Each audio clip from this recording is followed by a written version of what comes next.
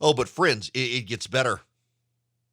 It gets better. They are starting the genuine, true, real freak out. They're blaming the voters. When you blame the voters, it means you're losing.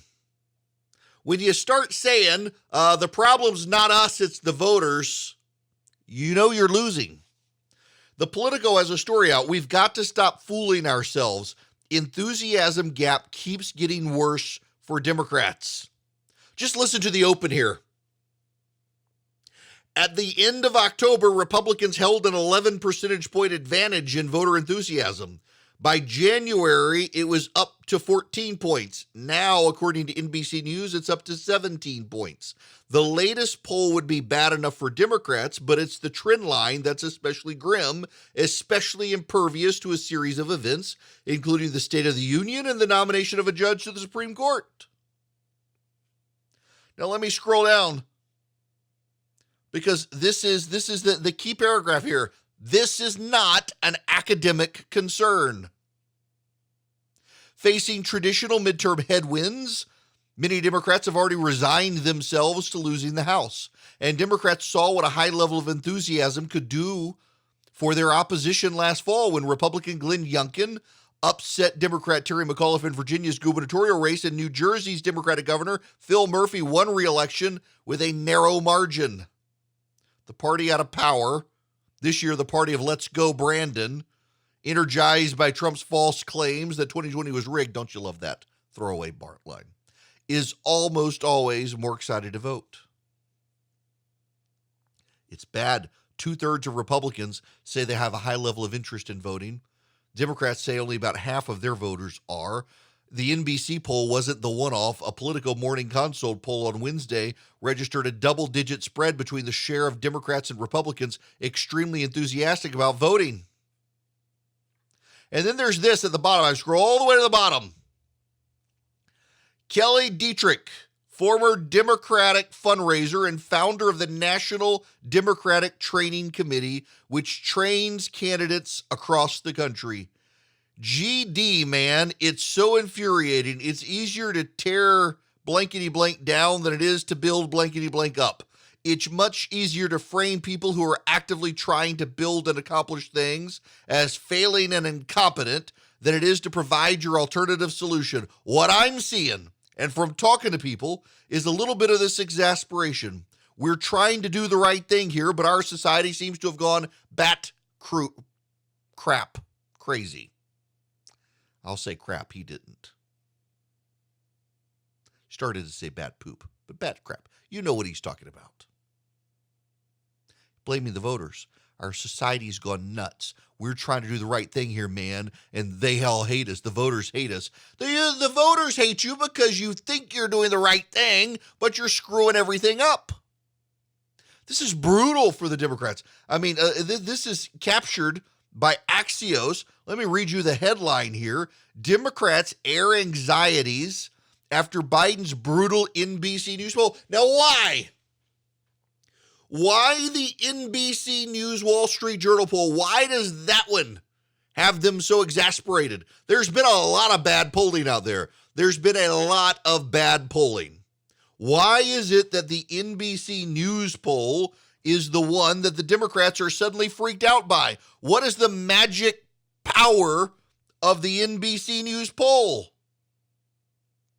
Well, the problem with the NBC News poll is that the NBC News poll by Hart Research and Public Opinion Strategies is a particularly unique sort of poll done for the media. Hart Research Associates is a Democratic firm by a highly respected pollster. Public Opinion Strategies is a Republican firm by highly respected pollsters. So NBC News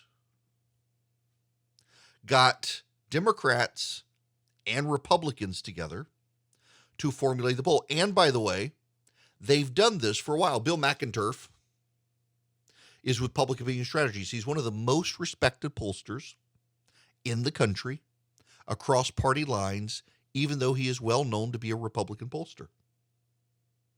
And Hart Research Associates, Jeff Horowitz, highly respected Democratic pollster. Republicans listen to Jeff Horowitz, and Democrats listen to Bill McInturf. When Bill McInturf and Jeff Horowitz, Public Opinion Strategies and Hart Research Associates, when they come out and they do a poll, that polling tends to be polling that everybody pays attention to. Not only that, they've been doing this poll for NBC News and the Wall Street Journal for a long time. They have data, they have history, and what makes them very unique is they release all the information. So if you think their polling methodology is wrong, you can look to see why. And people can't find the polling methodology being wrong.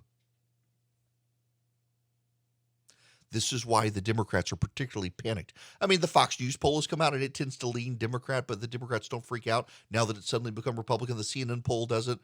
It's the accumulation of all the polling together, and in particular this one because of who the pollsters are. It's like when Stan Greenberg and James Carville come up with a poll, the Democrats pay attention to it. This is from Axios, moderate and progressive Democrats, particularly in the House, are fearful of an electoral tsunami.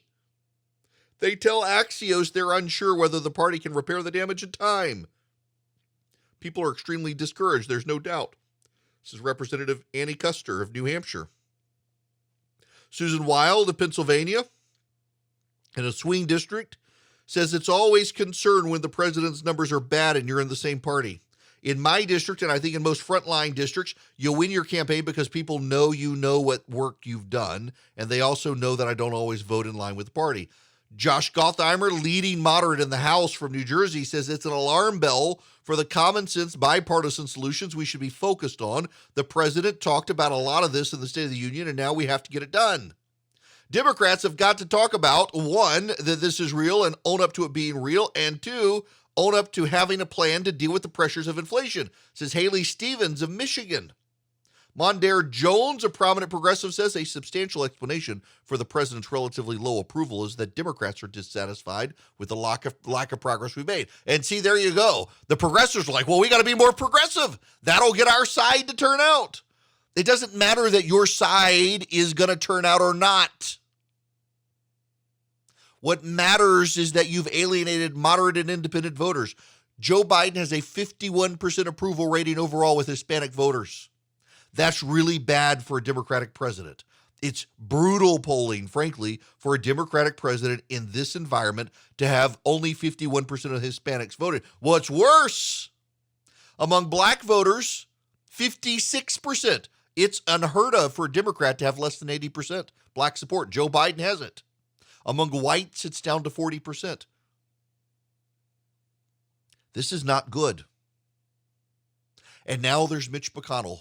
Not exactly a ray of sunshine. Mitch McConnell, noted regular pessimist. He's spoken about their internals. Mitch McConnell rarely speaks about Republican internals. Now, you Democrats out there who don't know anything about politics and think you do. I get emails all the time from people who think they know more than they actually do. You Democrats out there say, oh, it's a trap. Mitch McConnell's just lying. He's trying to get us all depressed. He sees the pessimism out there and he's trying to make it more depressed. Y'all don't know jack about how Mitch McConnell operates.